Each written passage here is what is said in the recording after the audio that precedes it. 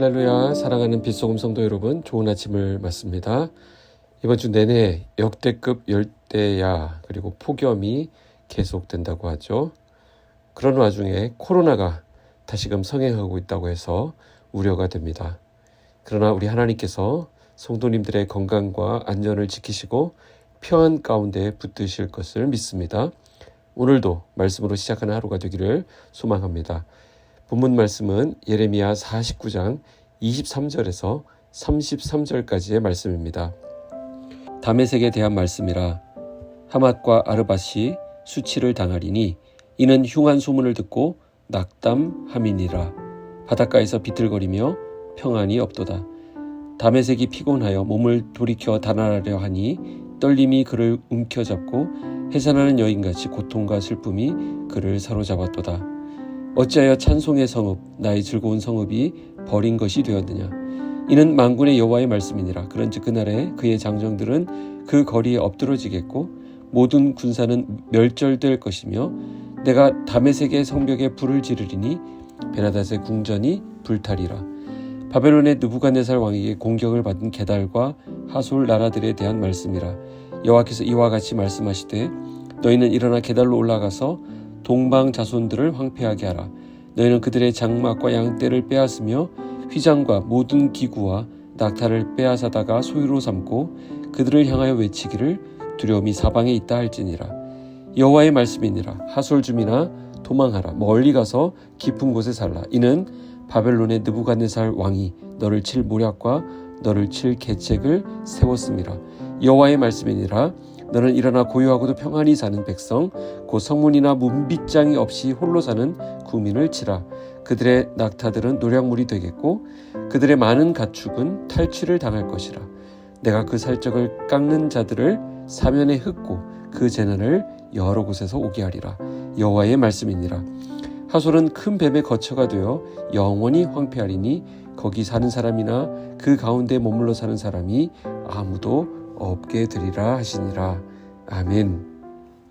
자, 예레미야 46장부터는 열방들에 대한 심판의 말씀이 이어지는 것을 보게 되죠. 맨 처음 어디서부터 시작했습니까? 애굽으로부터 시작했습니다. 뒤를 이어서 블레셋, 모압, 암몬, 다섯 번째 에돔까지 살펴보았고요. 이제 이방의 10개국 심판 중에서 여섯 번째부터 아홉 번째까지의 나라를 다루게 됩니다. 여섯 번째는 다메섹, 일곱 번째는 게달, 여덟 번째는 하솔, 그리고 아홉 번째 엘람입니다. 오늘은 6번부터 9번까지 다루게 되겠네요. 자, 먼저 다메섹이 받을 심판에 대해서 알아보겠습니다. 다메섹은 교통과 상업과 군사의 요충지로 물이 많은 평야 지역에 위치하고 있었습니다. 그러니 사람들이 모일 수밖에 없는 그런 위치에 있었고요. 또 향락의 도시로 알려져 있습니다. 자, 23절에 보시면 다메섹에 대한 말씀이라. 하맛과 아르밧이 수치를 당하리니 그랬는데 여기 하맛과 아르밧은 다메섹의 그 인근 도시였습니다. 그러니까 이 다메섹 인근에 있는 이런 도시들은 우상 숭배와 더불어서 많은 죄를 행하던 도시들이었습니다. 그들은 북이스라엘과 유다를 괴롭힌 것뿐만 아니라 그들 안에 성행했던 우상 숭배의 죄 때문에 결국 하나님의 심판을 받게 된 것입니다. 자, 23절 끝부분에 보시면 바닷가에서 비틀거린다.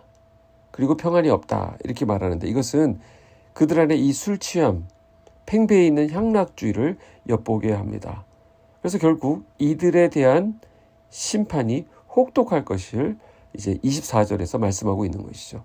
다메섹이 피곤하여 몸을 돌이켜 달아나려 하니 떨림이 그를 움켜잡고 해산하는 여인같이 고통과 슬픔이 그를 사로잡았도다. 이 심판은 어떻습니까? 해산하는 여인이 고통이 예상됨에도 불구하고 어쩔 수 없는 상황을 받아들여야 하는 그런 모습과도 같다는 것이죠. 하나님의 심판은 이처럼 아무도 예상하지 못할 때에 갑자기 임하게 되는 것입니다. 27절에 보면 다메섹의 성벽에 불이 붙고요.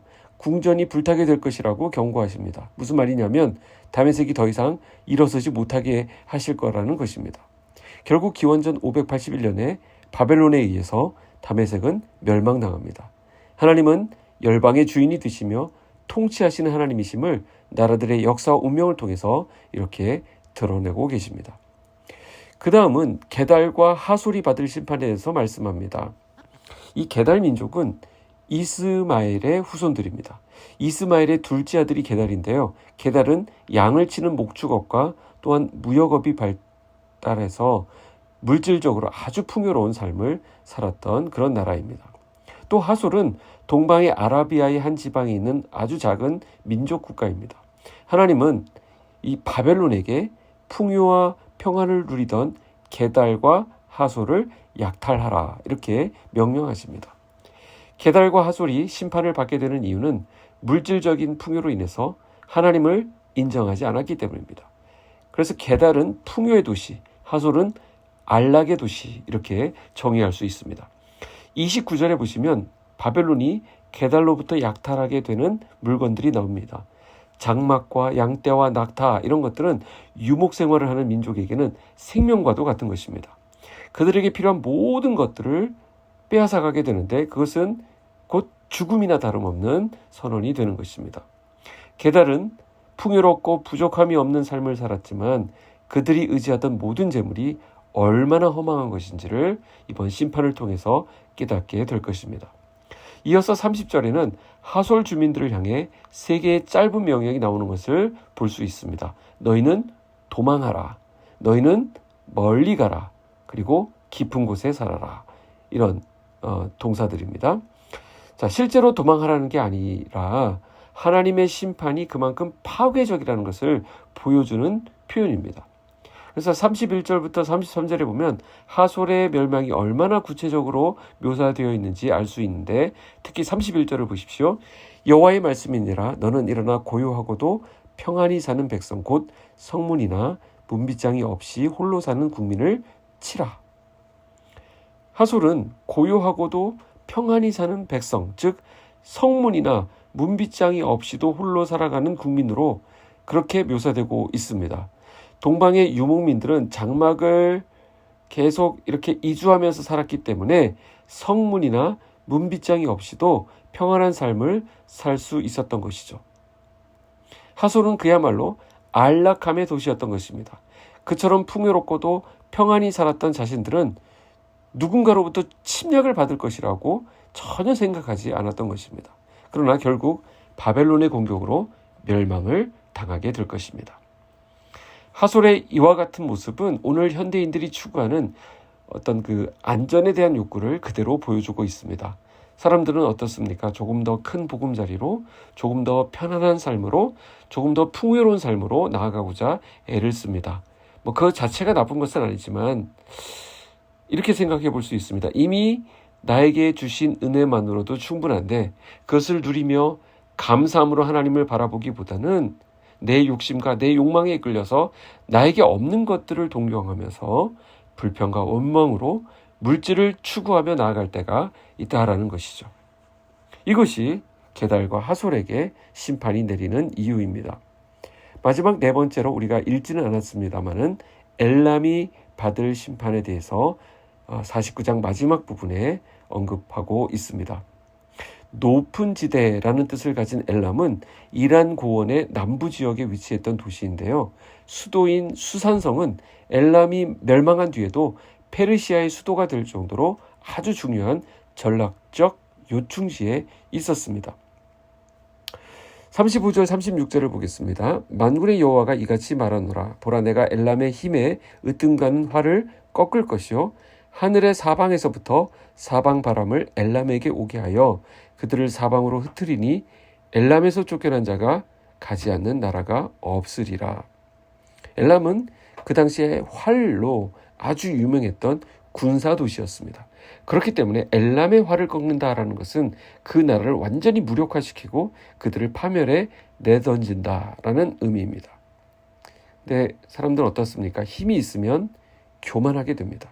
엘람 역시 활과 같은 무기를 잘 다루는 강한 군사력으로 인해서 스스로 교만하였던 것입니다. 결국 엘람은 유다왕 시드기야와 마찬가지로 강한 활과 군사력을 의지하다 결국 망하게 됩니다.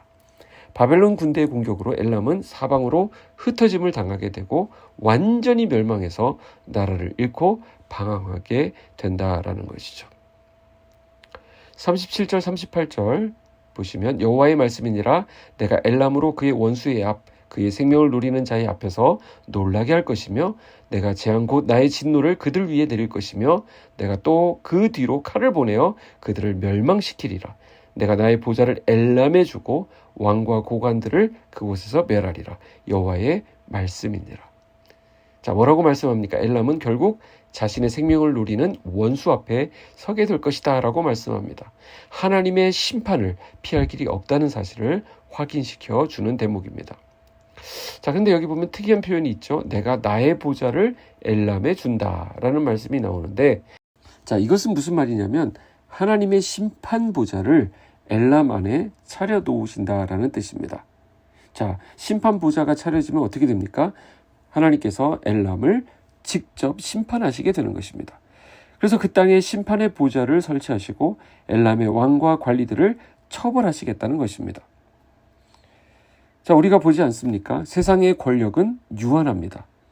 대통령도 임기가 닿으면 그 자리에서 내려와야 합니다. 그러나 하나님의 보좌는 영원하고 견고합니다. 온 우주를 하나님은 그의 공의로 통치하십니다. 그러므로 불의를 행하는 나라는 자신의 힘과는 상관없이 하나님의 심판을 받게 되는 것입니다. 이것은 오늘날에도 우리에게도 동일하게 적용됩니다. 그러므로 우리는 끊임없이 민족들을 위해서 또한 열방이 하나님 앞에 바로 서도록 기도해야 할 것입니다. 또한 이 나라가 바로 서도록 기도해야 합니다. 우리가 비난만 하고 혀만 끌끌 찰 것이 아니라 이 나라를 위해서 기도해야 되는 것입니다. 오늘 말씀을 정리합니다. 다메섹과 게달과 하솔 그리고 엘람은 자신의 군사력, 물질적인 풍요로움을 의지하는 민족들이었습니다. 그러니 어떻게 됩니까? 교만할 수밖에 없었던 것이죠. 결국은 하나님 대신에 우상을 숭배하는 그런 나라들이 되었습니다. 그러나 그 나라들의 운명 역시 하나님의 손에 달려 있다라고 말씀합니다. 열방의 통치자이신 하나님이 그 나라들을 심판하시고 주관하십니다. 이방 나라들에 대한 예언은 이전에도 그리고 이후에도 모두 성취되었습니다.